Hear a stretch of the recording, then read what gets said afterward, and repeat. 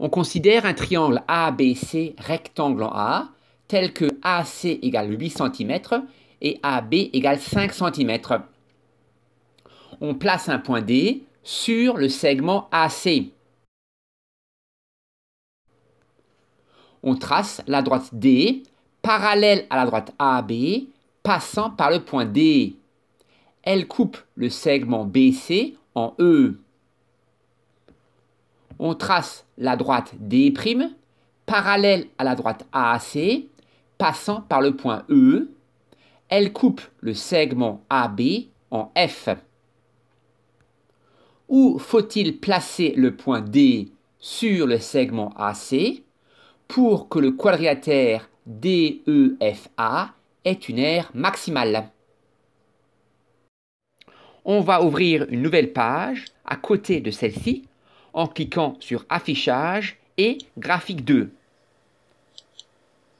On peut alors, par un clic droit et graphique, modifier les graduations du repère.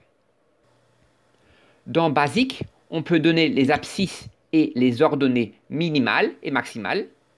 Puis, en cliquant sur axe X et axe Y, on peut graduer l'axe des abscisses et des ordonnées de 1 en 1.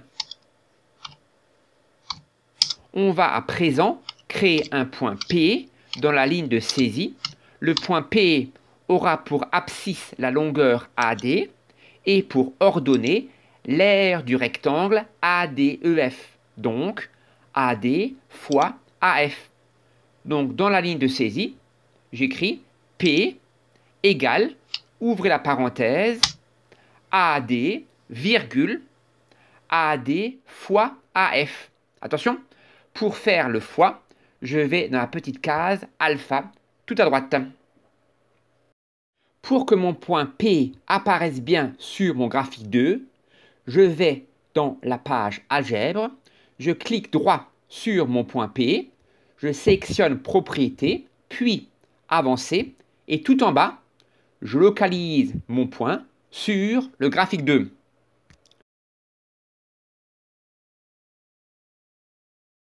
Je peux à présent faire varier mon point D sur le segment AC et voir comment évolue mon aire.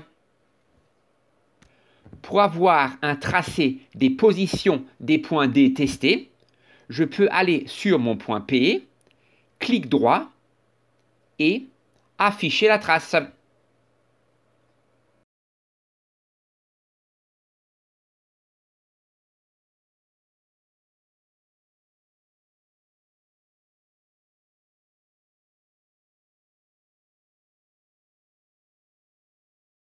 J'ai à présent l'évolution de l'aire du rectangle ADEF en fonction de la longueur AD. J'ai l'impression que l'aire maximale est d'environ 10 cm² et elle est atteinte pour une longueur AD de 4 cm environ. Je vais ouvrir une dernière fenêtre pour faire apparaître un tableau de valeurs.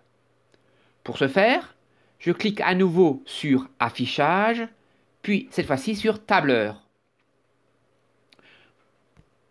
Je me place à présent sur un point N et en faisant un clic droit, je sélectionne Enregistrer dans Tableur. Je fais ensuite varier les positions du point D sur le segment AC et je vois à la fois à nouveau tracer la représentation graphique de la fonction et faire apparaître des valeurs dans mon tableau de valeurs. La première colonne donne l'abscisse du point P, c'est-à-dire la longueur AD, et la deuxième colonne donne l'aire du rectangle ADEF. Lorsque j'ai obtenu de très nombreuses valeurs, je vois qu'effectivement, l'aire maximale est d'environ 10 cm² pour des valeurs de AD très proches de 4 cm. Ce n'est pas une démonstration, mais une conjecture. Il faudra attendre d'autres outils mathématiques pour pouvoir le prouver. Je vous remercie. J'espère que vous avez bien compris. Je vous souhaite une belle journée À bientôt!